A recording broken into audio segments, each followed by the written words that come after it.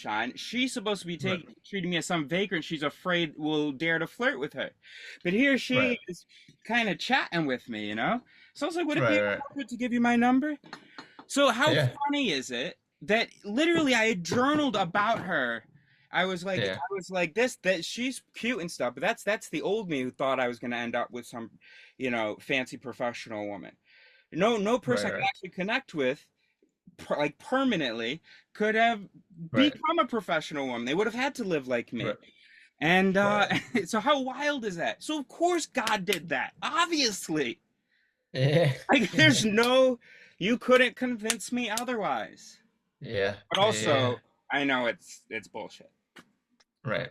No, but regardless, right? It's a feeling, and even if that And it's feeling is fun. not like right rooted in your belief system, your frameworks, it doesn't necessarily mean that you shouldn't accept that feeling. To me, Well, it so kind of does um, because that's the danger with religion and stuff. Religion does it sort of answer. We have a lot of tendencies toward assuming a god. Basically, we're sort of pre-programmed genetically to presume these certain forces. yeah, that And that was like in contracts they have like act of God, right? So it was like something crazy happened, right? And yeah, so that's the way that you explain these series yeah, of to events that attribute are it. like Yeah, exactly. So right, that was yeah, part of the natural framework, right? right. And but it can be quite dangerous when that goes unchecked. When we Hmm. continue to engage in these unevidenced frameworks, we build all these things up in the clouds, nothing real, you know. Right, right, right. Churches are cloud structures, you know. It's Yeah, about things that are intangible almost for the sake of being intangible. right. Yeah. No, it's super interesting. Well, I'm glad the last couple of weeks have been good for you. Hopefully, what's the plan for the date? Are you guys just gonna grab dinner or something? You have anything I figured don't out know, or bro. I'm thinking and about if I'm gonna go to the store and see whether I can find a trash picker upper, another one, and Mhm. it's Spain's fucking terrible. The beaches and stuff, just absolutely. Here, look at this. Are you on the beach right now? Look Oh at wow, all that's that awesome. Okay. trash. Do you see that? Can you see that trash there? It's a little hard to see the trash, but I see the beach for sure. Oh yeah, is that on the where the shade is over there? Yeah, Yeah, right. okay. Yeah, there, all that trash. Yeah, So nice. Gotcha.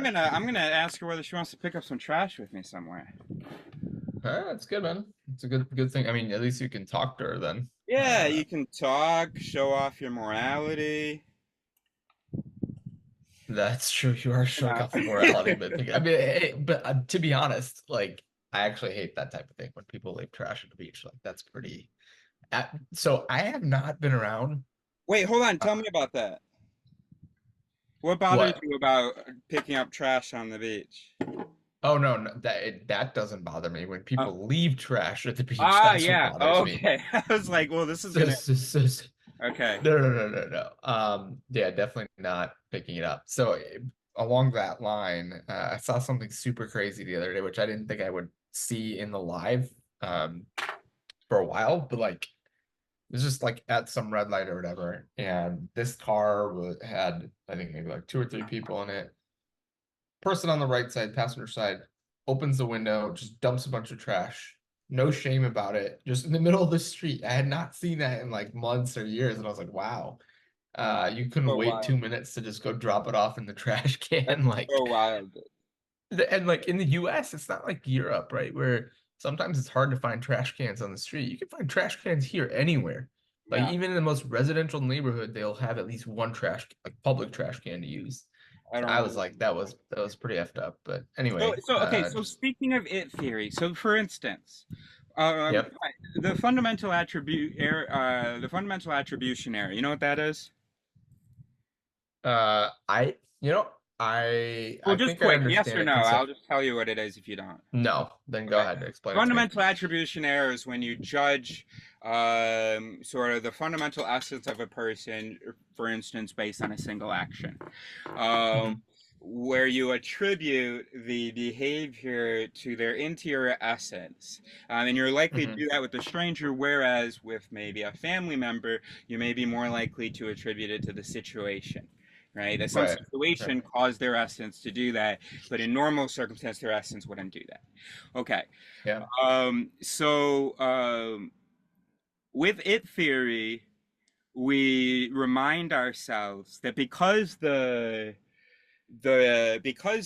brain is just a whole bunch of its receiving from the outside and responding to it, we Yeah. know that we can't identify easily the issue when this person littered. So Right. the issue that we would tend to assume, because this is literally one of our its, to Right. attribute malintention to someone, which I call malinting. So the fundamental attribution error, a negative attribution, is a pretty fundamental tendency that we have, and so we would say, oh, that person's fundamentally flawed, or Right. they've Because of one bad action, right? Or right, because of one, right, yeah. or and even if they do that on a regular basis, Right. we would still say that, oh, we could even go farther. They want to bother other people. They hate, they want to like cause harm. Okay. Alternatively, though, we could say, all right, so why do people typically not do that? Well, typically, we could imagine that in every human brain, it's kind of a question of survival. That in every human brain, there are two its that explain why humans tend not to litter, let's say, in at least certain Hmm. communities. One it is any place that is considered the home needs to be sanitary, right? That's why we go shit Right. somewhere Sure. else. That's why at home you're not supposed Yep. to, you put your trash outside, whatever. Okay. Right. So every human brain, we can expect has that it. If at home, then don't trash. Okay. So Hmm. we can assume that the litterers also have that it. So why are they trashing? So then we would say, well, there must be some error, some problem with the identification of the place where they're trashing as home. They don't consider it home. Right. Maybe their definition of home is literally just inside their house. Maybe it's just their neighborhood. Maybe it's just among their Right. people. I don't know. Okay. And then we would know that anybody, even the people who don't litter, if you had disrupted their definition of home, so wherever you put them in a place where they didn't consider it home, then it is more likely that they would litter. Not guaranteed, because we talked about there's another it involved with not littering, and that's a if an action is shameful, violates the social norm, then don't fucking do it, right? Right. Right. Right. So if you haven't been exposed to that shame, heard people talk shit about someone who littered, seen the ugly looks, given the ugly looks to other people, learned this as a thing by social proof that is wrong, well, then there's nothing to interfere with your doing it. And so if you Right. change both of those its in a person who normally doesn't litter, if you disrupted their definition of home such that they were in a place that wasn't home, and also that there was nothing unacceptable about littering, you could expect Right. them to then litter. Yeah. Right. Right. That makes sense. Also, like I think for the second piece of what you're just talking about, where it's like they were never taught that it was a uh, a bad thing to do because they never received like bad looks or whatever. That could also be like a nurtured thing too, right? It absolutely is. So all Right. social norms are defined by, so we're set up with this social Right. proof it. If other people are doing it, then it is good. If other people aren't doing it and only the minority is doing it, then it is bad. That's the pair of Right. it that basically constitutes what we call the social proof it. And so Right. that's Right. set up because we're a social species, so that it doesn't have to be pre-programmed, the actual things that are good and bad, except for basic stuff like murder. That stuff's pre-programmed, but the rest doesn't have to be. You just look around for what the people around you are doing. So Right. there's a Right. lot Right. of stuff about morality that's inherent, but there's a lot of other stuff that isn't inherent, and that just depends on the social proof system. So if you're Yeah. surrounded with people It's that like, aren't fucking doing it, you will not have that understanding. yeah, what's super interesting about that? Like I think about the adoption of like electric cars and non-gas cars in that context, right? So like here's the example. In California where I live, you see a lot of electric cars. And I think it's because there's an early adopter mentality. And once you see the early adopters are like, hey, I want to try this like new greener way of moving around, right? Then you get like the different part of the adoption curve, right? You get like the medium adopters, and then it starts to become exactly what you were just talking about, where it's like, hey, he's doing that. Why don't I do that? So, Why don't I oh my God. consider it? So there's this fantastic book, How Minds Change, by a guy called David McRaney, who wrote Uh, also You Are Not So Smart, which is surely a book that I recommended to you. And in it, right. he talks about this, the process by which change happens, where Hmm. every people have different thresholds of when they're convinced to do a thing that most people aren't doing. And there are some Yeah, people something that's different, right? who Yeah. their threshold can't be met. They will only do something if it's been confirmed by the majority, right? And that's sort of not intentional, but that's not by design, but you know what I mean. That's a good thing, because this way, Right. if there's some idea of some new thing to do, the whole community doesn't immediately start doing it until it's gone through some testing, in a sense. So first there's one Right. guy doing it, the guy who's kind of rebellious, who has a very low threshold for his readiness to try new things. He Right. tests it out. He tells another person about it who has a slightly higher threshold, and then and then it keeps picking up until there's enough people to convince even the people who have a pretty high threshold of needing 30% of people to be doing it. So Right. speaking of it Yeah. theory, you are if we suppose for a moment that this stuff is all valuable and true, you are at the beginning of this curve. I am sort of at the quite near the very start of it. And we know I'm a rebel. Now I'm face tatted, so it's official. So I have a very low threshold for my willingness to do things that aren't socially proven. Now you have a higher threshold than me, but a lower threshold than the people that you work with, because you're sometimes, Yeah. oh man, I'm doing the socially proven things, but I don't really accept that those are the most valuable things. Right. So you're part of the what's gonna be, you're part of the early snowball. Yeah. So I hope Yeah. you're honored and appreciative of the opportunity to get in at the, what do they say? Get in at the, Early bird, right? Early bird gets the worm, whatever it is, yeah, but but that's get in at the separate. bottom, get in at the, when you're getting a Yeah, deal get it at the bottom. and you're Yeah, investing. yeah, that's right. Get in at the bottom, right? Yeah, Yeah. get in at the bottom. Yeah, that's right. So I gotta hit the road, but because I want to drive to the new house, and I'm all gonna right, try to very avoid good. the traffic. But Yeah. good to catch up. Let's you want to talk again in a couple weeks? Yeah, bro. So and maybe will you get a chance to be able to look at the document, or otherwise we can just look at the document together next time. Yeah, I'll definitely get a chance. Sorry, it's been a busy couple No, no, weeks. no, please, But I please, you, please. you It you doesn't. shared it with me. Yeah, I don't mind if we look at it together. Well, I want to read it async as well, but yeah, we Yeah. can definitely look at it together as well. So So cool. All right, man. so can we do 2 weeks? Yeah, 2 weeks is good. Next week is actually a holiday here too in the US with the 4th. So I think I'll be kind of like moving around and stuff on Okay. Friday. All So right. yeah, two Cool. weeks is good. All right. See See you. ya. Bye. Bye. Bye. Bye.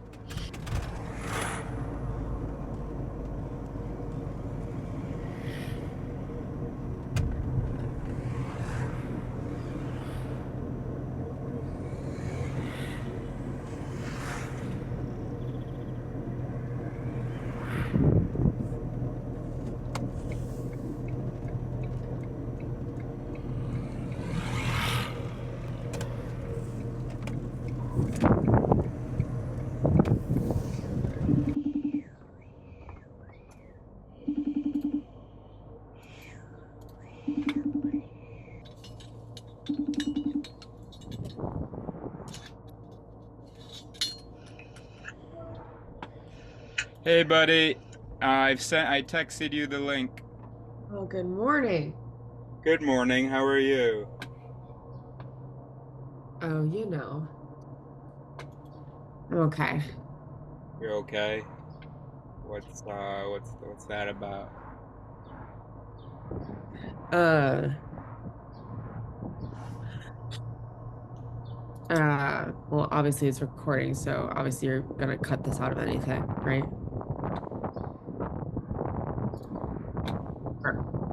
Yeah.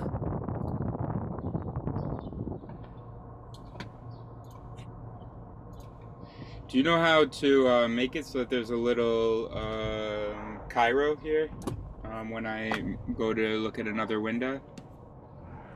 Mm. Were you saying something, Cairo? Were you gonna say something? Yeah. I was just saying, obviously. Yeah, I heard the obviously thing. Okay. So I was wondering what you were gonna say after that. Um, We have talked about what we want to talk about, and then we I'm can apply excited. it to that. So, what do you think I wanna do today? Um,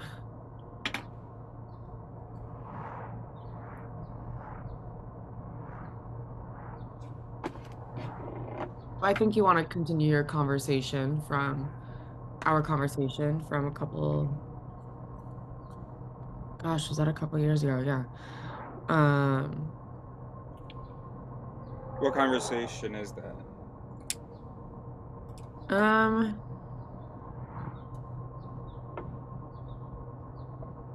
so in my head, it was framed differently than I know. Um, it was in yours, but also what the actual intention was. So I'm focused on the now. I think it's about how we're not self-aware, how um, the ways that our brain tricks us, and misleads us, and how to sort of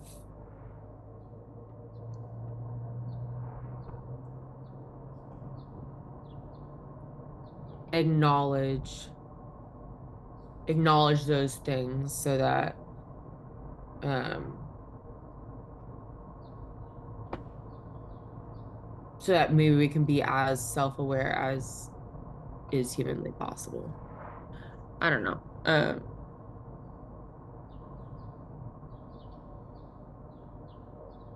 Is that anywhere close? Yeah, that's pretty good.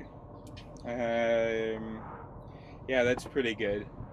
I've shared, I think, two documents with you. Can you pop those open? On text or email? And go to your Google Drive, and you should see it and shared with me. Oh, okay. Okay. Never mind. I have them open. Okay, cool. All right, just keep them up in the background. I don't feel like now's the moment to look at them. Okay. Yeah, I guess you can glance over the first half page. Yeah, why don't you do that while I roll this? The first half page of the document. Yeah. I'm gonna go pee after I roll this, and then I'll be ready. Okay, I'm back. That was so fast. Hold on. Well, there's not a quiz yet, and we're gonna look at it together in a second. I just really wanted your eyes to glance across it, Yeah. not to understand anything. What you already understand is great. So you understand. You said, I don't know why I closed this. Right. So you said we're not self-aware. You said something and then something similar, which was the ways our brain misleads us, and then how to acknowledge those things so that we can be as self-aware as possible. And that's so well said because one might want to say so that we can become reasonable. Do you know what my objection to that would be? To being reasonable or the whole statement, the whole thing I said? No, not to the whole thing you said, and a version of what you said, where The instead of reasonable. saying how we can be self-aware, how we can be so that we can be reasonable. Um,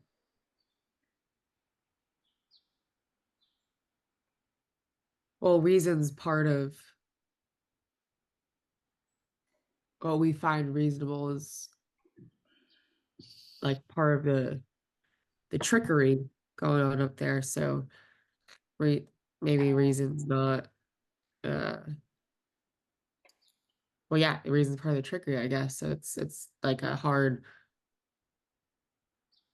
I guess it's not an objective thing to strive to be.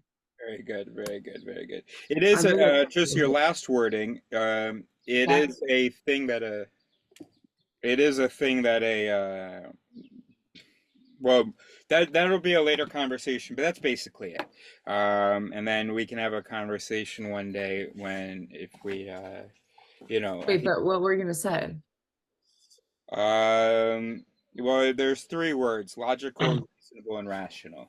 And right now, the way I define logical is indeed an impossible state. And I define logical as we were using reasonable. Um, so what do you think self-aware means?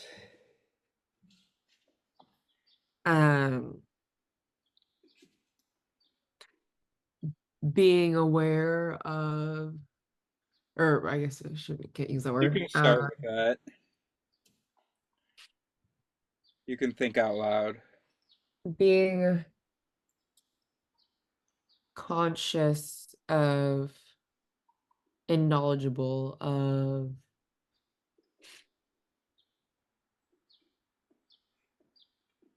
either the way you think, the way you present yourself, the way your emotions work. Um, All right, very good. That's perfect. Do you want to add anything to that? I cut you off. no, that's good. Okay, that's good. That's great. Yeah. Um, and it makes it's tricky for me because what I anticipated correcting you on, I'm not sure whether maybe well anyway, just to add to that, to really bring it home is that there's no internal monitoring system, so you can Mm, never really know what's happening in you. Uh, okay. But what you can do to achieve self-awareness is learn about what the research says is happening in you, and then you can kind of maybe you can never really rely on your self-perception, but if it's based on research and understanding of how the mind works in general, then yeah, maybe you can notice some things happening in you without certainty, but because there's no internal monitor, so you're really guessing. But that's okay. That can be very productive. Okay, so that's a great definition of self-aware. So being conscious of and knowledgeable of the way we think, so the mind in general, and then learning. Okay, so then what can I notice about what's different about my mind? And that it's going to be hard to do it introspectively. It won't feel hard. You'll feel able to do it, but that's part of the trickery, as you said. So, but if you look at your behavior and look at the conditions involved, and anyway, we'll get to all that. Okay. So here's what my objective is. So how much time do we have? An hour? What time is it now? We have an hour Um, until yeah, 9:30. Okay. So my objective today is a to notepad out. show you the value, convince you of the value of it theory. Uh, If you're, yeah. Now, I feel a little bit uncomfortable saying that my goal is to convince you, but I do think I'm at the point where that's okay, where it's not going. I mean, I've been working on it long enough and talking about it with enough people for I think for me to have earned a certain presumption of knowledge and authority, such that it's okay if I just try to convince you rather than kind of running it by you. And I think that your best bet for being able to engage with it is to just assume it's true while you're learning it, and then once you understand it, is when you can go, oh, maybe here's an issue here, whatever. Okay. Um, but I think don't know whether this is the case. It's not research based. My gut's just saying I just like some authority here and some trust. Yeah. Okay. So, all right. And you're also just my big brother, so anything you say goes. Period. That was a joke. Okay. It's a funny joke because um,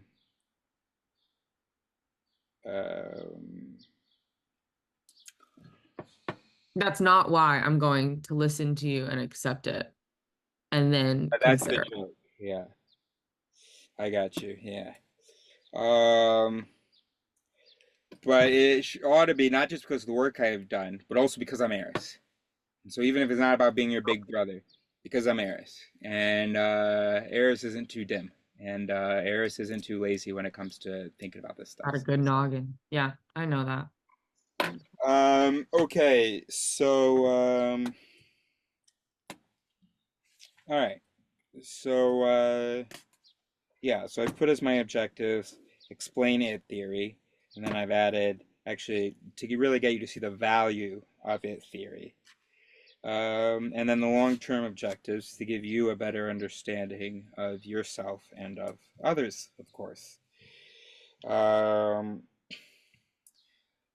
Speaking of self, by the way, we probably won't talk much about it today. We will, but we won't maybe go much into it. But um, what's so interesting is, well, the self doesn't really exist. It's kind of an illusion, or it's a bunch of things kind of put together that changes over time. But it's even across the day. It'll anyway. Um, But I mean, I guess it's something you're saying we'll talk about later, but why does that mean it doesn't exist? why does what mean it doesn't exist? That it's a bunch of things put together that, changes throughout the day. No, But that doesn't mean that it doesn't exist. Oh no, partially it does. But yeah, to answer that, we'd have to get into a bit more detail. okay. Well, we can start there. Hold on a second. I think we can start there. Hold on. Better understanding of self and others. Oh, but then the important thing. But okay, so we'll get into that right after I say this. Uh, Okay. the important thing about understanding that the self doesn't exist is that we take our mental activity less seriously. So whereas typically we attribute every judgment that occurs to us, we attribute it to ourselves, especially if we experience the process by which we arrived at the judgment, or we think we did anyway. So we'll say, oh, I thought that, I came up with that, I did that, I felt that, blah blah. Well, when we attribute every mental event to ourselves, well, that means that it's a reflection of ourselves. We take it to be an indication of who we are, and so it kind of gets woven into our narrative of self. So every time we say, I'm someone who doesn't like that, there's another part of the brain that's like, okay, got it, noted. But what if actually it's just in this specific situation, and at this time of the day, you were having a non-positive reaction to it, and then attributed that to your whole self, but that just wouldn't be accurate. I don't think when you realize how not complicated, but how messy the brain is, you realize how silly it is to attribute every event to some central self and try to have some coherent self. And then we get really confused. I did this, but I also did that. So then we come up with some narrative to explain why in this case we did that and in that case we did that. That narrative is probably going to be bullshit because we're not trained in really studying ourselves. It could be that both of those things were flukes and there's no narrative to gain from those two Mm. things. Um, so that's why. There's 86 billion neurons in the adult brain. Right? You start out with 100 billion, 86 billion, 10 times 10 times as many support cells, which may or may not have. Well, they have some role in the thinking processes, and then there's thousands of connections between these 86 billion neurons. So it'd be pretty silly to see 1,000 of these 86 billion neurons run a behavior, execute a behavior, and go, oh, this is representative of the 86 billion neurons. Okay. Um, okay, so now in order to believe really anything in it theory, maybe a couple of basics to go over. One, you are your brain. Okay, so there is not a magical soul separate from that brain that can monitor that brain, evaluate that brain, judge things differently than that brain. Right. Okay, so I'm gonna work to convince you that I mean, well, you already sort of verbally are there, but I want to really convince you that we are not reasonable, and that so that every event in the brain, just because it happened, just because it feels true, because that feeling of truth is a brain event. So every reaction we have to our mental events are themselves mental events. So at no point is there some kind of a reliable observer or actor. Mm. So there should never, and it certainty or confidence really, without research is never justified. Um, you can have all kinds of beliefs about yourself. Um, they might be wrong. Um, so so you are your brain, okay? And so that's important. Every single piece of you, every single thing that is you is your brain. I mean, some things might be, other parts of your body, but the first 100 things you would think of that relate to you, besides your face, are going to be brain things. Okay, so including metacognition, as I said, including engagement with one's own processes, that is just other processes that are sort of just as, um, you know, unreliable. All right, so that's one thing. So if we accept that you are your brain, we can see how it doesn't make sense for a self to exist. Well, actually, we need to go over how the brain works. So we'll do that, I think, in this hour. Um, all right, let's talk about what the value of all this is going to be, though. All right, so this is not going to be a particularly organized explanation, and so I want you to. So let's just talk about the value now. So let's Mm. you can interrupt me, ask me questions, share your thoughts. Although I may pause you and or tell you to jot them down or something because we might not have time. Well, I don't know. We'll I mean, see. to be clear, you don't have to convince me of the value, but you can lay it out if you Well, want. why don't That you? Why don't? Well, then that it would be pretty cool for me to hear someone else tell me what the value is. um, I mean, being aware of how. Sorry. My allergies are so bad right now. Being aware of, or well, I guess it's ironic, but yeah, being more knowledgeable about how I'm not aware is very valuable in every aspect of life, and I'm Give looking me, give forward me, give to. me something concrete. How being aware of your I of the mean, like tendencies literally that you have. day-to-day functions. Oh, we have 10 minutes left.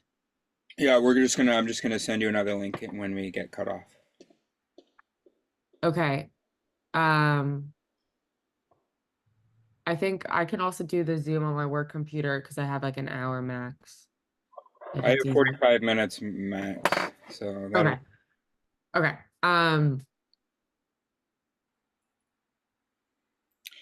Well, I mean, it's interesting on how I'll reframe this after these discussions, but I always say I'm a very emotional person, but I also am a very logical person. And um, I look for, and a lot of the things you were saying about how, something will happen or we'll feel a certain way or we'll think a certain way, and then we assign, some reason to it, and create some story about, you were saying, this happens, so then that must mean XYZ. um I do that a lot, and um yeah, I'm very curious about how I'll reframe that idea that I have of a very emotional person and a very logical person. I guess that's not a concrete example, but Oh, that's good. That's good. That's that satisfies whatever I was looking for. um but obviously the actual knowledge and content of what I'm going to be learning is very important to me. I also will make me just I wrote down what you said, is that we aren't trained in studying ourselves. I thought that was really, like, damn, we really aren't. Like, even physically, the way our body works, you have to study to be a doctor to really understand the basics of that. We're not taught, we don't study the really even the basics of our mind, let alone the intricacies. Um, and so anything I can do, and obviously is why I'm like, and I'm not just saying this, but very honored and all the things to obviously be your sister and related to you and everything, is like, I want to tap into this, and I got some, I'm looking forward to studying myself. Like, yeah, no one's trained. That's very exciting. It's not relevant to the rest of the conversation necessarily. Um, but I'm curious. You're saying a lot of the things that you're expressing and feeling and judging seem great. Oh, that's the other thing I want to say. Um, my question is, and it's kind of for the video that we're recording now. We'll talk about publishing and stuff, but it's kind of to document it, to record it for my understanding. I want to Mhm. see what you say to this question. Where's the why aren't you desperate to learn about the mind? Um, very intimidating, overwhelming thing to dive Sure. into. And I know you have more to say, but I'm gonna pause, cut you off with, and um, I hear that, but desperation could coexist with feeling intimidated. So there would be no productivity. There wouldn't be maybe learning about it. It would be avoided.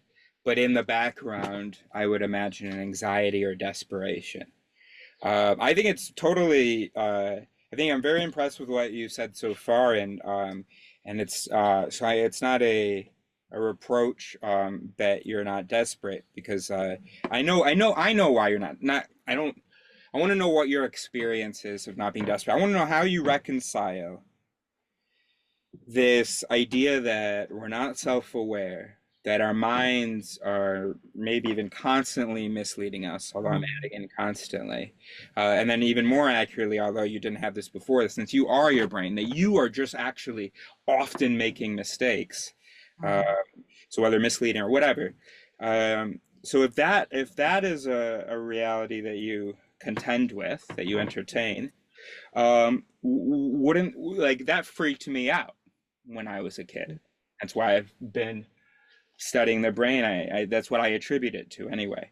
Um, this idea of how do I know what I can trust? I can't trust anything, right? So I know that I have learned, dozens of fallacies and biases and errors that I make. Not nearly enough to catch all my errors, but certainly enough to never be, certain of anything. Mm. How might you, without trying to justify it, what might you explain as your experience of thinking on the one hand that the mind may be unreliable Mm. and not feeling concerned about investigating those errors? Or do you think that there has been that concern, but I just don't know about it because you knew that if you mentioned to me, then I would want to answer those questions, but it's an intimidating topic, so you didn't want me to answer those questions. Okay, I'm just gonna say, a bunch of things are on my mind. It might be justifying it. It might not be. I'm not quite sure, but um, I mean, re repeating what I said, it is such an intimidating thing, and I hate to admit it, but and I haven't. Again, I don't know if this is now me assigning reason to this, that this isn't actually true, and this is just the reason, that I think I'm not desperate to learn. Just Or write these four letters down. AJIT, not capitalized. And then continue. So um or I think it's wrong to say I'm not desperate, but whatever. But I think the knowledge that like 99% of the people I interact with on my day to day, and 90% of people in general, or maybe more, um, also aren't aware of these things, is, I guess, comforting enough that it's not an alarming. Uh, I don't think that makes any sense. I'm gonna think that's it. That's what okay, we call, I think, an ajit, which is, okay, yeah, we have very good, the mind is very good lawyers, you especially, who they get their marching orders as far as what case needs to be made, what conclusion yeah, needs to be affirmed. yeah, And because these lawyers are logical, not in the sense of necessarily committed to actual truth, but yeah, logical in the sense of being able to construct a really reasonable sounding argument for whatever the orders were. yeah. So we all have, so of course I have a very strong ajit, and a very good ajit, a very talented ajit. Um, one maybe non-concrete, because the other things are specific, you know. It says, I want to just tell you, it says less than a minute if you want to pause now. Yeah, all right. I'm gonna. All right. See you in a second.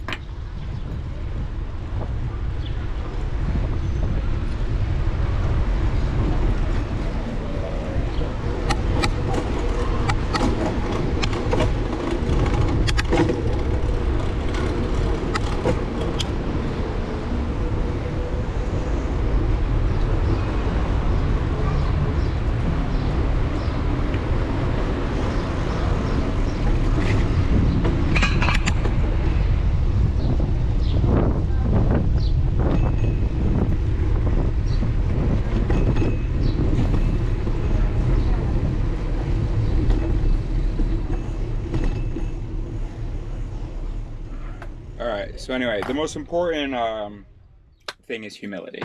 That's what happens when you realize that you're a brain, and all the evolution of the brain and stuff is Mhm. humility. And um, there should be actually, well, I don't know, maybe people can skip this phase, but there should be a phase of very, very troubling humility, to be honest, Mm. of where idiots are telling you things and they're so confident and you're not because you're a brain. Um, and I guess maybe it can be skipped because maybe we can understand, maybe someone can understand that other people are at minds too. I didn't really understand that. I kind of knew that should doubt myself. But I guess I sort of was assuming that other people were doing the same thing. So if they were being confident, they must have already run the checks then. Mm. And so then I would listen to, and spend waste a lot of time trying to understand the truth of some dumb thing. Um, um, I think that's necessary because it's already so easy to be arrogant, so easy to believe in especially you and me specifically, to believe in our own intelligence relative to others. That I do think there's something valuable about a troubling humility, and then finding a way to having that troubling humility and then finding a way to resolve that. But then again, I wouldn't necessarily wish that journey on anyone. Um, but and well, here you have a great opportunity, which is that uh, there aren't a lot of people in your life who are smarter than you are. I am. So you have a great opportunity to be able to, you actually have a place where you can reasonably practice that humility, where you're not going to be convinced by dumb people about dumb things, if practice it with me. Um, so that's cool. Um, and this way you can stay confident with everybody else. And then, as you've been doing on this call and in other conversations we've had, you'll do a little preface. You'll say, maybe and that's actually a good thing to do. Sort of as a reminder to remind yourself that what I'm saying now, as reasonable as it seems, might be the agit, might be those lawyers coming up with something. Uh, Mm. and it's okay to believe in the agit, but then maybe with me, I think you trust me enough where if I say it's an agit, I'll be wrong sometimes. But if I'm right even 60% of the time, well then that would be really useful to you Yeah. to notice that and then blah blah. And I just kind of a side note, but um, I am obviously I'm curious about everything you're saying, but the Ajit specifically, um,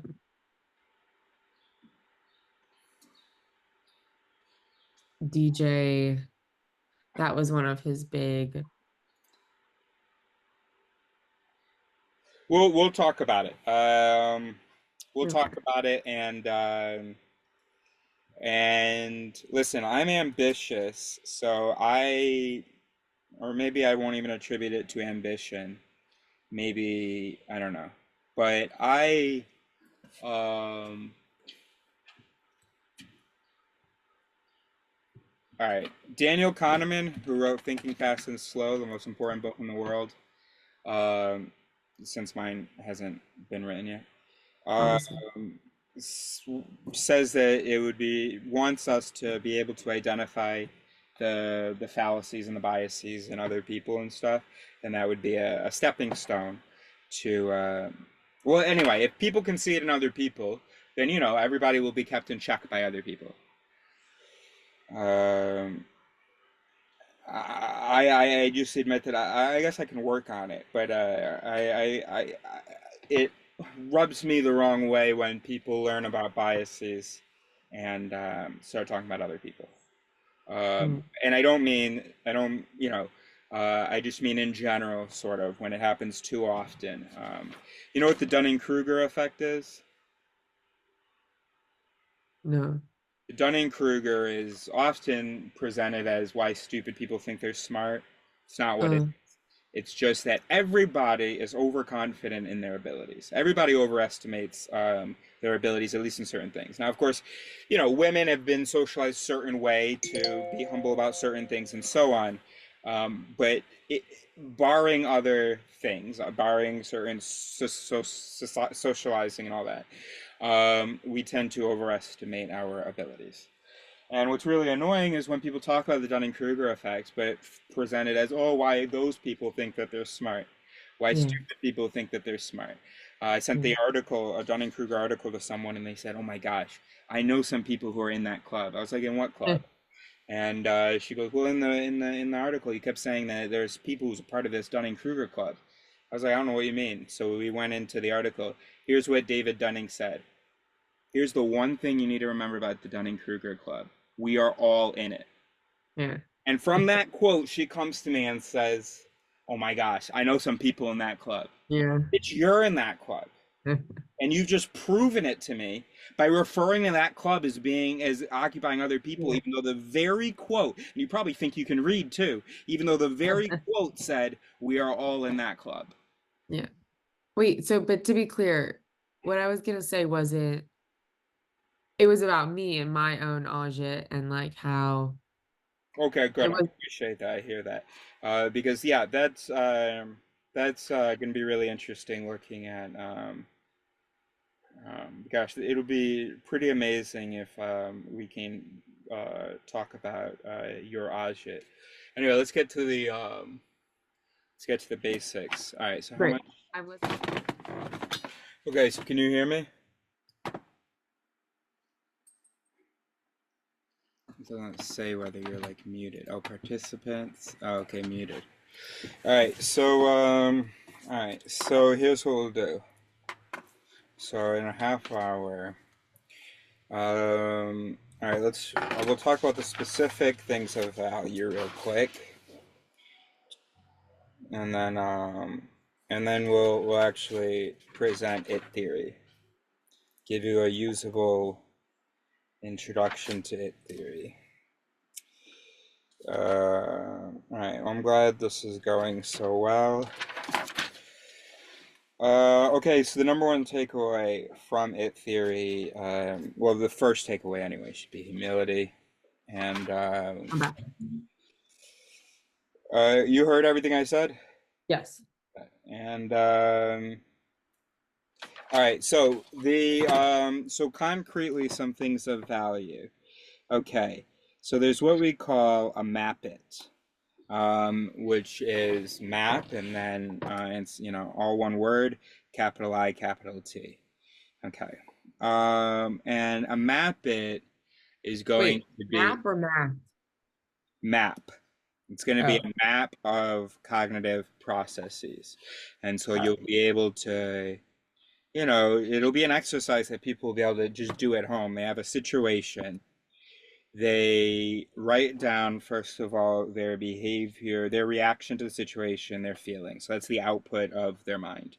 So they write those things down on the. So they make a little map like this. Can you see that? Yeah. Well, you can't see the Yeah. map, right? This setup. So they write their output: anger, hung up, ate chocolate, felt like going out. Okay, they write those output. The input: what do they know about the situation? There was some rejection. Maybe maybe a loss of some kind. They specify that. It's with a friend. It was sunny. And they write these inputs, and then knowing various mechanisms, try to guess, try to guess how they went from the input to the output. You can do multiple versions of these. So you can do an alternate map. Alternate spelled NIT at the end. An alternate map, or an alter map it, and you kind of imagine what could have happened. So you can do the first one where, okay, I'm totally reasonable. Rejection is bad. That's why I'm fucking angry. And it was, so you just draw some reasonable mechanisms. And then you do another one just for fun. Okay, maybe it's more, okay. Okay, so that will be a pretty cool thing that doesn't exist yet, but that will be a pretty cool thing for humans to be able to do, and so hopefully we'll figure that out in our lifetime. The other thing is Alaris, which is well, there's All right, let's go to the document. You pull it up too? Yeah.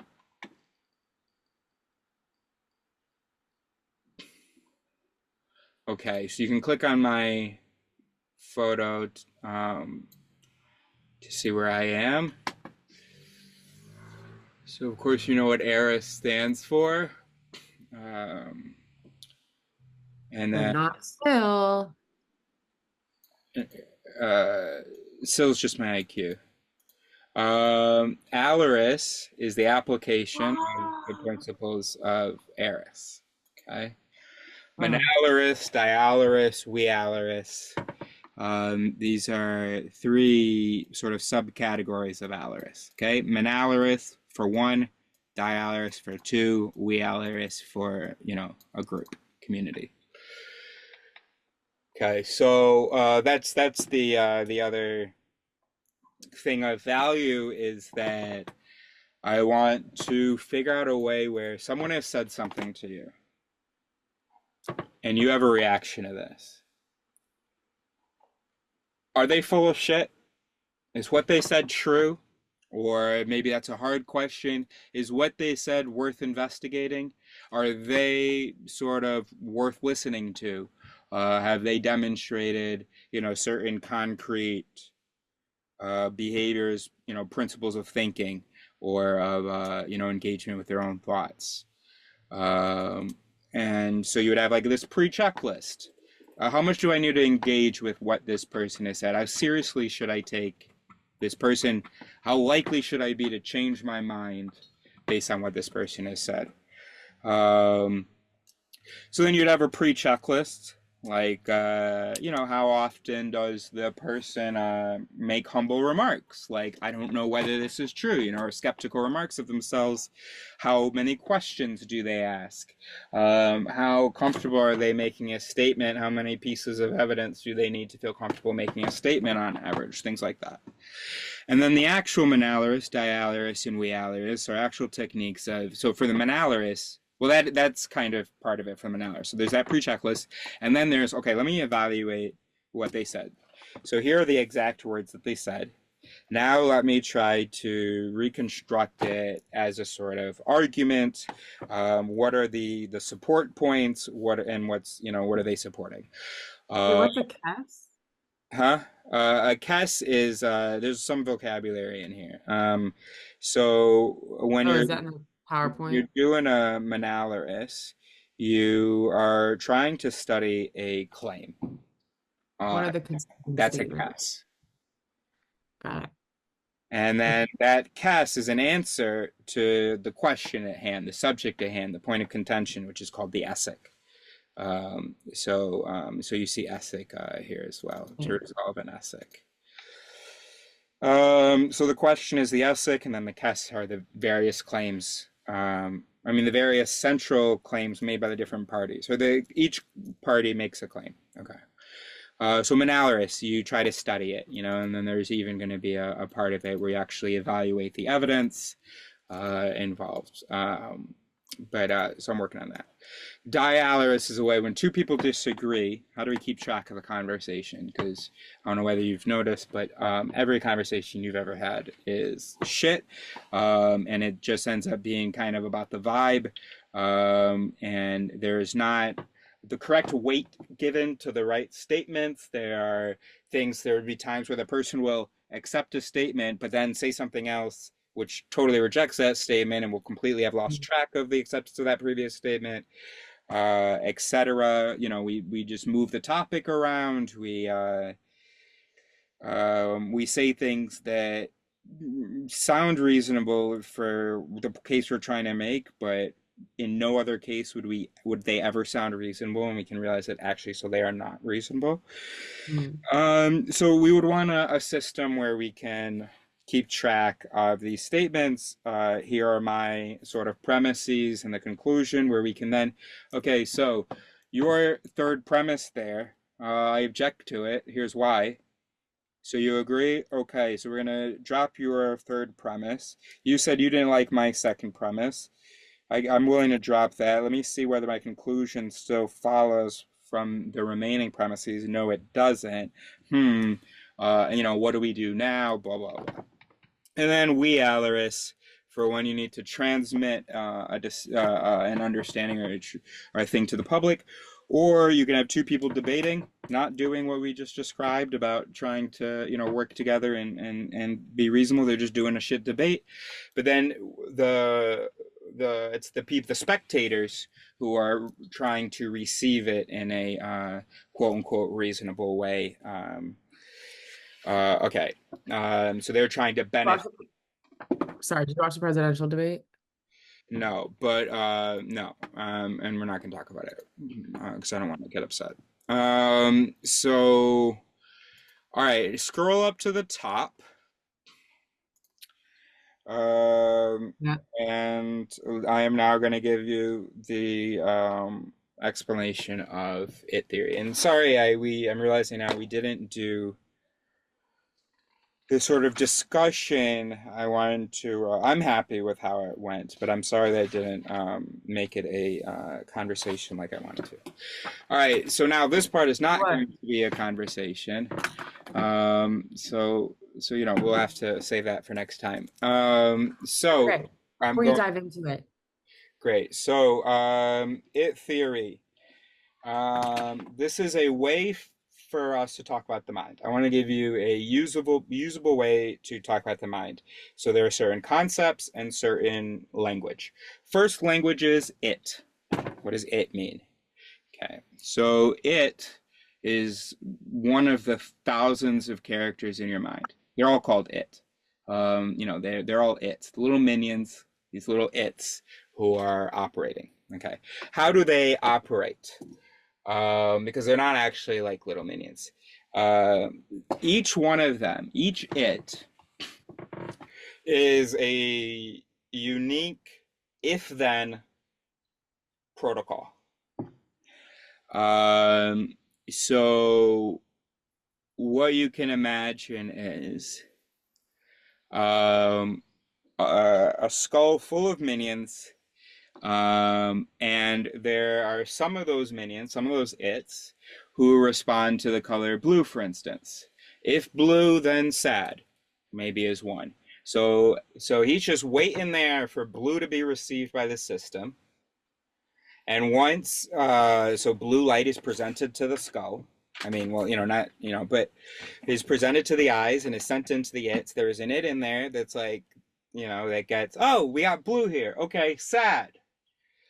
And then there's another it who's, if sad, then tears, for instance. And so you can imagine sort of like in a little, like an assembly line or a network of these its, and each one has a very specific job. If this, then that. Right. So the bottom ones, the bottom processors, the perceptual ones, are going to be things like, you know, if light blue, if dark blue, if fast, if big, if blah, blah, blah. And then they will feed certain judgments up later or further into the system. And then you'll have later ones that will, you know, produce behavior. Now, of course, if you have an animal coming very quickly towards you, the behavior will be produced by those bottom its, right? We need to act quickly. So as soon as they receive big, fast, and scary sounding, they execute run, you know, or they execute, you know, whatever. Now, if it's a case of fright, for instance, right? We know about fight, flight, or fright. Just to give you an example about how these its work, that can often be a case of there was an it that was like, if big scary fucker, then run. There was another it that was like, if big scary fucker, then like fight. And there was another it that was like, you know, if we have two options of what to do, not sure yet, let's look for another. And that's why you're frozen. You understand? I can't see you. Okay. Or I could Sorry. actually say it. I didn't know why. Okay. So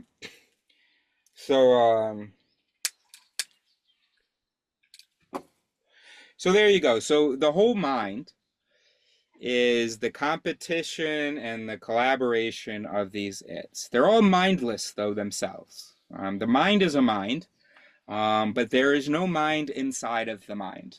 There are not competing minds in the mind. You could sort of phrase it that way in some cases. You could say this whole team of its is kind of has this objective and is operating on this information, and then there's this. So you could talk about it that way. But generally, each it is a totally sort of mindless thing. So we don't need to talk about describe behavior by talking about our fears or our desires. That's a whole other conversation. We'll talk about that next time. I'm gonna write that down next time. But basically, we have intuitively we don't understand ourselves, and so we tend to say, "Oh, I did this because I wanted blank," or "I did this because I was afraid of blank." So, like racism is explained; they're afraid of differences, or they want to be the only ones ruling, or whatever. No, these complicated things like desire and those kind of intangible fears are not as sort of central or fundamental to the behavioral system as we pretend or as we believe. Huh. So next time, fear and desire do not explain behavior. Okay, all right, so all right, so now you have this concept of an it. Anything you can't, sometimes it won't be obvious what the exact if then is, what the condition is that it takes, and sometimes it won't be useful. Sometimes it's good to refer to an it, like the social proof it, as being a general set of conditions and a general set of consequences. So social proof it is, for instance, one of the social proof it's is if a majority of people are doing it, then it is good. Another social proof it is if a majority of people are saying it is bad, then it is bad. Another social proof it is if you've never seen anyone do it, then it's bad. Things like that. Okay? Okay. Do you have a question about that? Well, when did proof it come? No, no. Social proof is the it. So the it of social proof. It's called the social proof bias fallacy heuristic. I don't know. But it's the fact that human minds have a tendency to follow the herd. And this is Got it. specifically what those its are. So we are programmed literally when you see a group of people doing a thing, there is a protocol running saying, processing that and saving it as a good thing. And when you see someone do an action that you've never seen anyone do before, Mm. you like new stuff and so on. So there's a protocol running. Well, if I see something different, then it's cool. But there's also simultaneously the social proof it running, which is if I see someone doing something I've never seen before, that person maybe not good, not an example to follow. Maybe I should not frequent that person. That might make me a pariah as well. Okay. Every single it was advantageous in our evolution or was the byproduct of something that was advantageous. So proof it, for instance, you're on the safari and you're in the Serengeti, 5 or 6 or all the other people in your group all of a sudden start running. Anybody who was like, there might be an issue, let me see what's going on, died. We are the descendants of people who said, I see people running. That means running is what I should be doing. I just start doing it. And I don't question it. I don't think, maybe I don't need to run. I know that I need to run. Okay. And that's another principle of the mind, which is it only works if it works. Every single bias, every single thing in the mind, it only works if it works. So when we act like biases are options, we haven't understood that it only works if it works. When you have a flight or fight response, for instance, right? That couldn't have evolved as a suggestion, because that's an emergency situation where you need to then behave. So imagine if in the mind that existed as just a suggestion, and then our other logical quote unquote instincts were like, let me investigate a little bit more. Actually, I think it would be silly to panic in this situation, blah, blah, blah. They didn't survive. It only works if it works. So a bad instinct only exists because if you follow it in our history, it would tend to get you out of trouble. This may not be the case for today, but anyway, it needed to convince you that that was the case. That instinct needed to be believed by the rest of the system in order to lead to behavior. Uh, Uh-huh. so if we know that and it exists, we have to understand it is not a suggestion. It is a protocol happening and trying to convince other protocols as well. And it only works if it works. So it's probably pretty good at convincing other protocols or, activating other protocols. Okay, so anytime you're talking about, so this is the takeaway.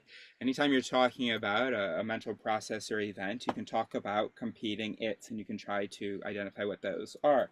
You don't have to be able to put it into an if-then form. And if you haven't learned about the its, then you won't sort of know the names, but maybe you'll be able to say, oh, that's it. Jealousy is competing with it reputation. So Mm. I'm feeling jealous, but I don't want anybody to see me as jealous. So that's how I'm experiencing both of those things, and so my behavior is probably not going to be very coherent because there's going to be it jealously sending out behavior and also it reputation or protection of reputation sending out behavior. Uh, Okay. okay, so now I feel like I have accomplished giving you the value, which is the value is humility. And imagine if other people weren't screaming at the top of their lungs utter bullshit. That's the value. Imagine if they were like, "Holy shit, I'm a brain." I can't be that sure, especially since I haven't cited a single bit of research or empiricism or evidence. And I believe I've cited reasons and evidence, but I haven't literally mentioned a scientific article, so I shouldn't be yelling. And then even if I have mentioned, I gotta know that if I believe something, I'm gonna go cherry pick confirmation bias, the confirmation it. So, gosh, I gotta be really careful, and I'm responsible for the things that I say. And then there's also the specific things, the alias and the map it. And then the other thing I wanted to do is give you a single useful takeaway, which is you can just refer to these elements of yourself rather than my mind, my heart, my vagina, and my stomach, or whatever, to say, it was this, it, that, it, and it's all in the mind, and then they're competing. Okay, so now with the remaining 7 minutes, let's look at the document. Wow, that went by so fast. Uh-huh. And all right, so it theory overview. So it's an acronym for if then, basic mechanism of cause and effect. And we know that is, how neurons work, is that they have a receiving side and a sending side. So they're only, well, that's better to say, they are only activated in certain moments or with certain conditions. And then when they are activated, they activate their friends. And then it also, like it, because it is a mindless thing, we mustn't think of it as two wolves, or a mind that has all the knowledge and blah blah blah, and then a heart that has these objectives and blah blah blah. No, each it is just that it. Now you can, anyway, we'll do that. All right, so then the sit stem, that's the system of the its. Okay, so I have the sit stem here, and then Nice. just explaining that there's a hierarchy of its, talking, interacting with each other, triggering each other, etc. By the way, all its, all neurons are either inhibitory or excitatory, so they're either telling another neuron to shut the fuck up or to do their thing. And so that's an important piece of how it all works. Also, we can guess what our its would be based on what would have been advantageous as a hunter-gatherer, as the first kind of question, or just as a being on Earth, and then as a hunter-gatherer, and then there hasn't been that much biological change. I don't think, certainly, I don't think neurobiological change in the last 12,000 years, since we stopped hunter-gatherer for the most, since we started stopping hunter-gatherer. So that's why I think the best question is, I'm a hunter-gatherer, I'm on the Serengeti, I'm with my community mates. My tribe is my tribe. We're not living in a city where it's a whole bunch of tribes constantly interacting and so on. So you think, what would have been advantageous there? And maybe that's what's happening here. So there we go. So to understand behavior, we must understand the environment and needs that forged those processes. So the Got it. importance of it theory, well, because we don't fucking understand the mind, people think they're hearts. We don't have a way to talk about the mind. We tell people to, hey, come on, man, be reasonable, because everybody thinks they're being reasonable and thinks that anybody who's not being reasonable is being emotional or something. But actually, nobody's being reasonable. It's just how close to reason or how far from absolute shite the sum of the processes is. So there is no switch. You cannot tell people, and it's very little to do with emotion. Sure, when there are emotional processes going, that tends to be in an urgent situation, which means that the more subtle, nuanced, closer to reasoning processes may not be running. But it's not about emotion interfering. It's not about, oh, you're being emotional, blah blah. All of our mechanisms, put emotion aside, our cognitive mechanisms were forged by evolution, and they were not about trying to find truth. They're about achieving fitness. All right, we're going to get to that in a second. All right, so we have got 3 minutes. All right, look at this. The Warsaw illusions. So here are the major tenets of it theory. The Warsaw illusions, the Conil concepts, the critical R's, and we already talked about Alaris. So the Warsaw illusions, we're not going to talk about, but I'm just going to mention here. Free will and source will, so that you can, decide and do anything, and also that your will is the source of all your behavior. Integration, that all of your mechanisms are connected to all of your mechanisms. So if you know something, then all of your behavior follows from that. That is an illusion. We are not integrated. Very possible for a belief, a desire, anything to exist in the mind and the behavior, and it not be reflected in the behavior, because there is another belief that also exists in the mind. Blah, blah. Same thing with reason, pure source. Reason is not, oh, why'd you do that? That's so crazy that you did that. That's not reasonable. Well, reason isn't the source of our behavior. It isn't, here's the information I have, here are my objectives, what do I do? And then certainly it isn't pure, where it's all perfectly pre-calibrated. Reason is impossible to be pre-programmed, or logic is impossible to be pre-programmed. I assert, which I would be happy to, that would be something I would like to run by you.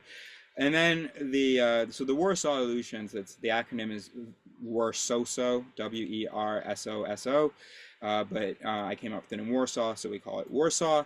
So we have the single omnipotent operator and a single omniscient observer. So, the central self, this third eye that's seeing what's going on in here and that's making decision and blah, blah, blah. That's self-control, all that nonsense. Okay. To replace the Warsaw illusions, we have the Conil concepts. And so we have, for instance, fitness beats truth on page 3. We have to remember that our mechanisms did not evolve to do philosophy. They evolved to get some kids out by the time we turn 30. Wizziati, that's what you see is all there is. That's a Kahneman concept. In fact, all the yellow ones are other people's concepts. So Wizziati is what you see is all there is. It's the constant assumption in the mind that the information that we're using right now is all of the information available. And it's a pretty big deal. The critical R's, and then we're done.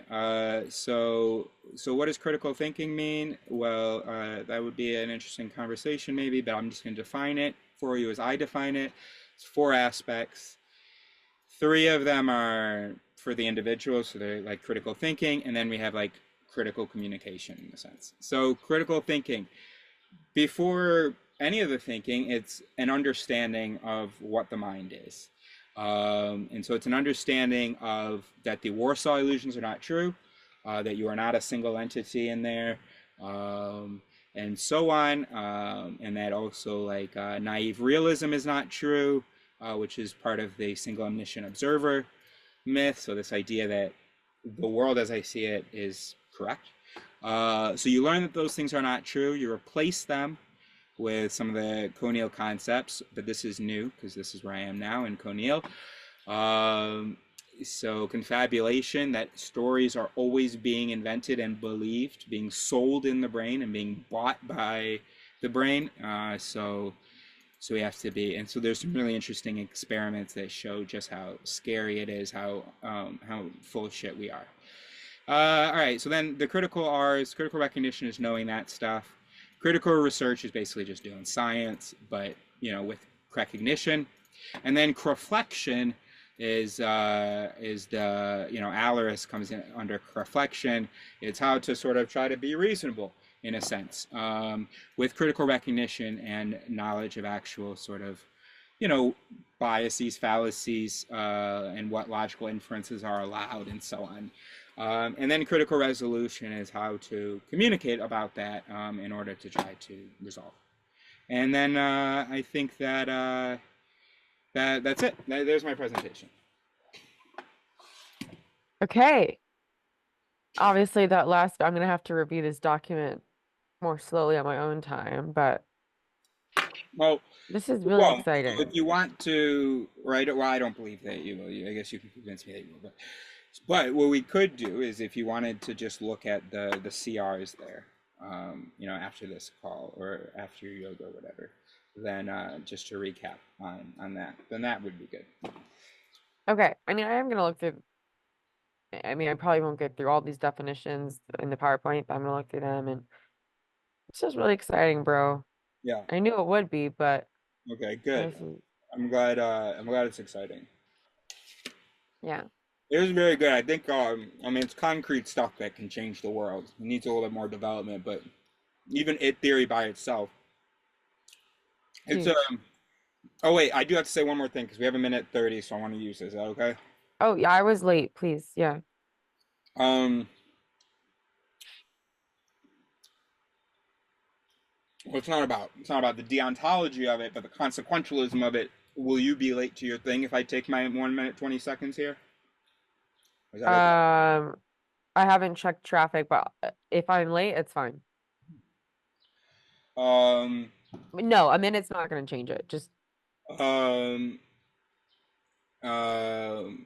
when I made that comment, I was saying if you want to take. But I needed you to stop because I only have a minute. You can have 10 more minutes if you want. Oh, okay. What do you want to say? Well, just that you can have 10 more minutes if you want, because I know I was late and. Now, what was I going to say? What were we talking about? Yeah. Okay. So here's a final piece. So, the judge myth.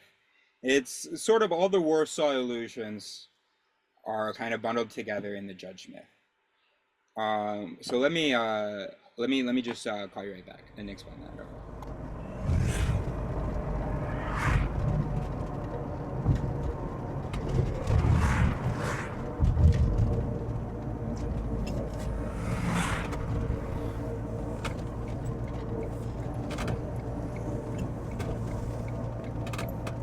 I bet I was supposed to go up there, eh?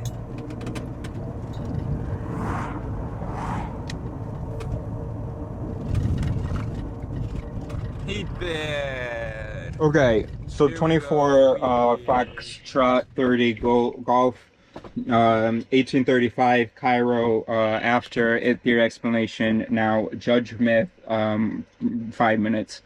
All right. I said that all of the Warsaw illusions can kind of be bundled together in this visual, this metaphor that I call the judge myth. All right, so imagine a courtroom. We're in a courtroom, and there's lots of different people in the courtroom, each one with a different role, right? You've got a lawyer arguing the case, this other lawyer, you've got witnesses, you've got a stenographer, all this stuff, and you've got a judge, and that judge is well educated. And how to, evaluate things and decide things, and is rational, and oversees all the processes, has total control over the processes, can say, hey, stop it, alcoholic, I'm going to have the bailiff put you away, you're out of my courtroom. Hey, drug addict, or hey, depressed guy, get the fuck out of here. So he can send people out, and then he also knows where all testimony is coming from. If it's the bailiff that's giving testimony, he knows to ignore it, because the bailiff has no business doing that. He knows to only listen to the witnesses. He can strike things from the record, not consider things, etc., etc. Okay, well, we know that this whole image of a judge being rational in real life is bullshit. There's the very there's the now well-known study about the fact that judges are more severe before lunch than after lunch. Oh. So with sentencing. So and that's of course because we don't have critical recognition. That we think that we can put a man up there and he's just going to be rational. And that's because we don't know that we're brains. We don't know that obviously glucose levels and stuff, that's going to have an effect. Anyway, so all you have to do to understand the mind is basically remove the judge. And if you want, you can imagine sort of, there's a video camera. No, you can imagine there's a microphone in there. And sometimes it's that lawyer who grabs the microphone. Sometimes it's that jury. You know, sometimes that jury member, he says something which affects another guy. But then there's another process that stops them from getting the microphone. And you can imagine the microphone as being the output of behavior. And you can imagine the conversations that sort of the whispering that happens right next to the microphone as being sort of your experience, your consciousness or something like that. So it's that a little sounds being picked up. And then behavior is when it's actually, you know, so there's an it that was able to grab the microphone and send it. And so when we understand that, we realize that it's not about the judge stopping that guy. And it's also not about that guy not being in the courtroom. Your brain, that guy, that addiction, for instance, is in the courtroom. The only solution would be to weaken him through withdrawal in certain practices and so on. And then also to enforce his competitors. And so that can be by, you know, for instance, on cigarette packs, they have like a busted lung on the cigarette packs. So that is enforcing the anti-smoking team in the brain. So there's the addiction team, the addiction its, and then there's that visual and the concern about health that's supposed to give some, you know, some strength to the competition. And his competitors are just everyone else in the room, right? Who? The addiction its? The judge. No, the judge's competitors. The judge doesn't exist. It's a myth. Wait, whose competitors? You said whoever is trying to grab the microphone. I talked about addiction last. Okay, got it. If you're addicted to nicotine, for instance, there are certain its that are like, if there's an opportunity to get nicotine, get it. So then, in order to quit smoking, there would need to be competing its. So that on cigarette packings, they put busted ass lungs to give the conditions for some of those competing its. Got it. Okay. Or they'll show something about a kid, you know, being raised by a smoker. We have its that about for parental responsibility. They're not, just because they're in there doesn't mean they're constantly active, though. Mm-hmm. But seeing an image, you are endangering your child, that's activating them, which is giving you a little bit of a leg up if you define you as being the best of you. All right, there you go. Well, there's no judge, no controller, no central, blah, blah, blah. So, yeah. Got it. Okay. All right, you can text me. Exciting. What? You can text me. If you want to get going now, and then you can text me if you have something to say. Oh, okay. Or you can say it now. No, I mean, I didn't really have anything to say other than I was just going to look at my schedule and get the next one on the book. Okay, great. Love you, bro. Love you. Bye. This is great. Thank you. Bye. Bye. Love you. Says, or a truck depot, as Apple Maps says. We see how Deportes. Oh no, it's a sports complex.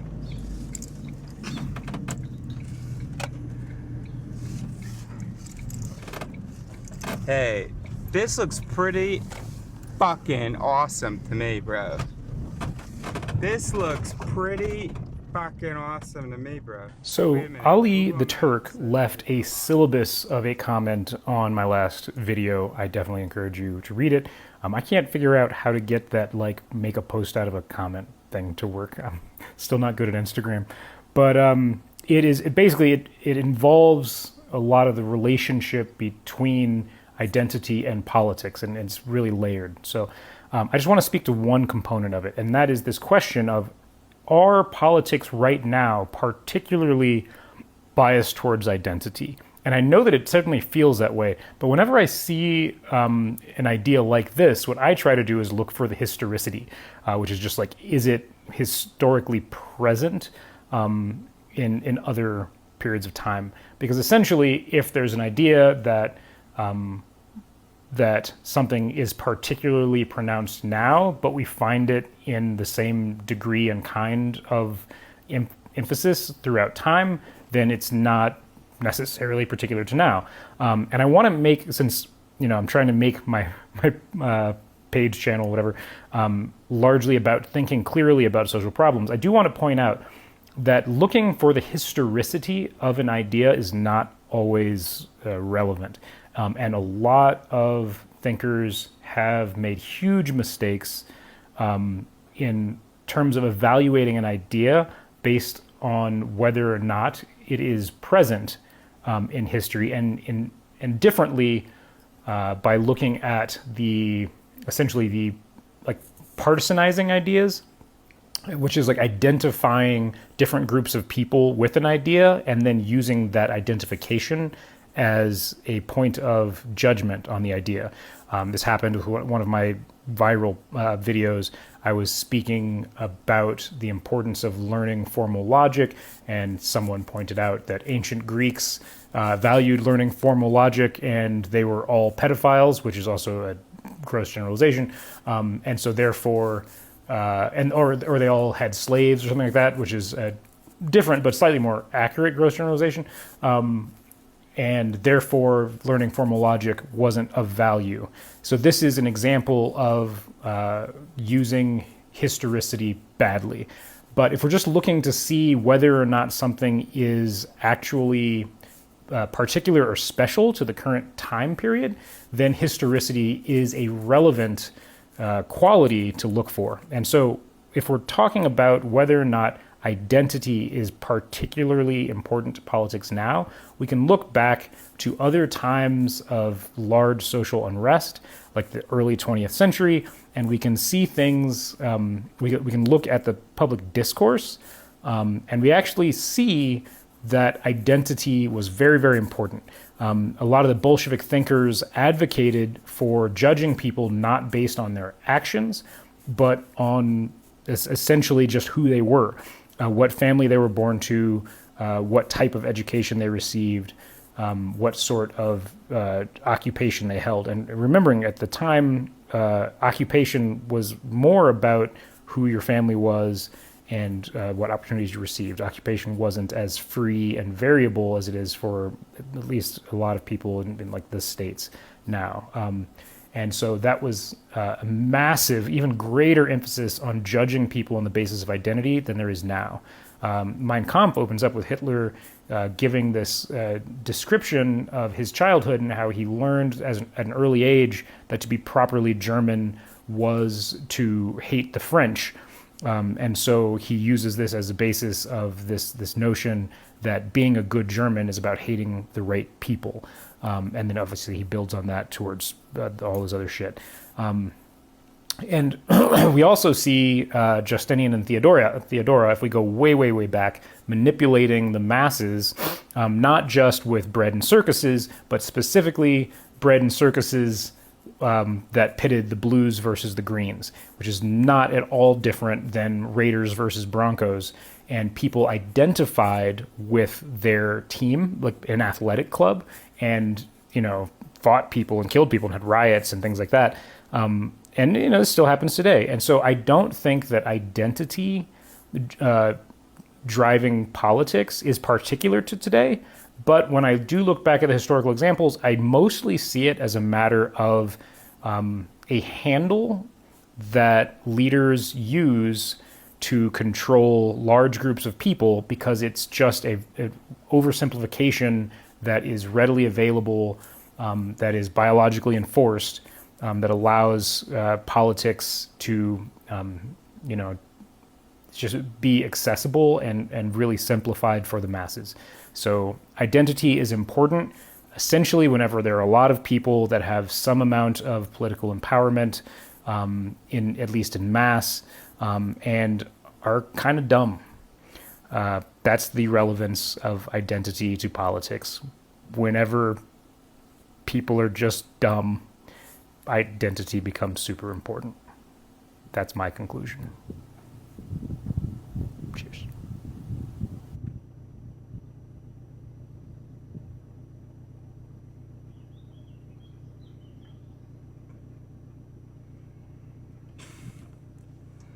All right, let's go check out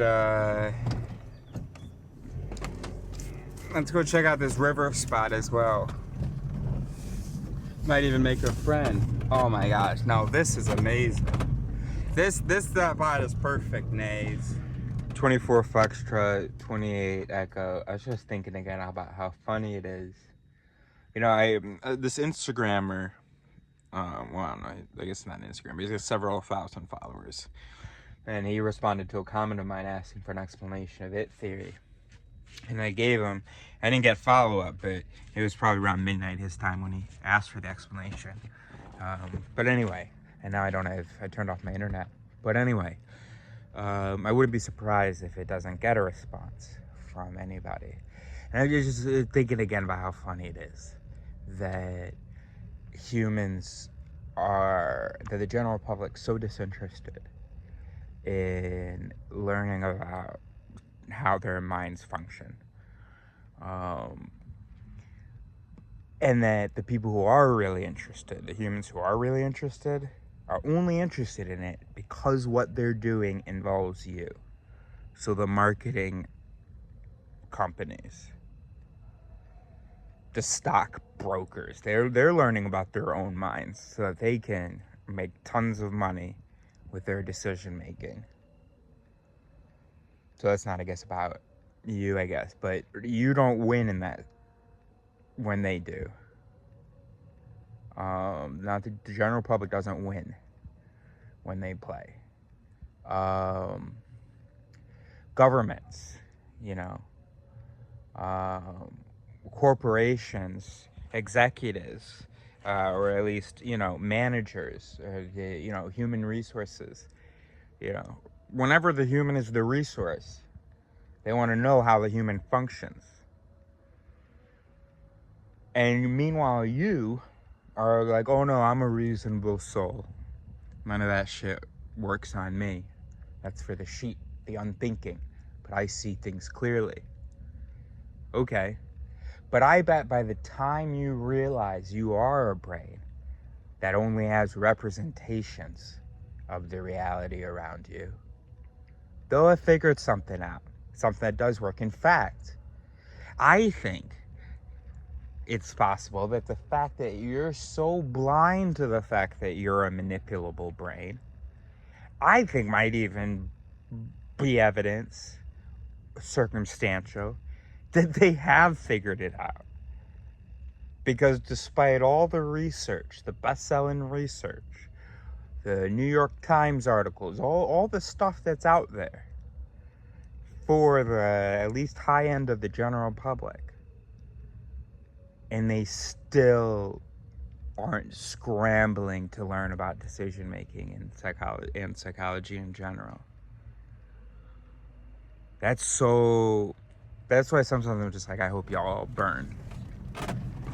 This is what we're talking about.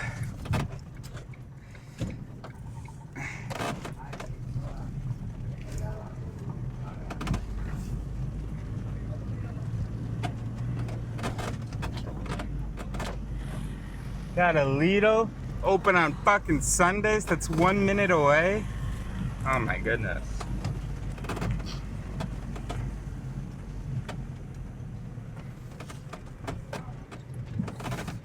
Oversimplification is a major aspect of political discourse, social discourse. And when I say oversimplification, I mean when a complex idea gets reduced down to this is good or that's bad. So an example would be, you know, someone gives an elaborate explanation of something that's happening in the climate, and then they get reduced to either a climate denier or one of those greens. And it's like, well, did you actually hear anything they said? This comes up with energy, it comes up with guns. It happens with all kinds of things. And there is this one, there's actually a time, years ago, I was working with a brilliant designer and I had presented some sort of concept and I was getting feedback, and my responses were defensive, essentially. I don't remember exactly what I said. I don't remember what the project was, but I do remember having defensive responses, and the brilliant designer I was working with essentially responded with like, hey, like, we're on the same team here. Just basically reassuring me. And I got even more defensive. I entrenched for a little bit. But what kind of came out in that conversation was that it wasn't that I was being reassured about even my proposal. It was that in that space, I was in this headspace where I didn't feel secure in my position on this project. And because of not feeling secure, my thinking was a lot more binary. Essentially, anytime we feel insecure, we go into kind of a tribalistic mode. And when a large contingent of people in society feel insecure, that tribalistic mode ends up making polarizing lines of thinking very popular, right? And so, an example, I sometimes point out that like democracy is not a good in itself. And there's a big elaboration on that. It's a whole chapter in my book. Sometimes the response that I get is, oh, deacons say democracy bad. And that's not anything I've ever said. What I'm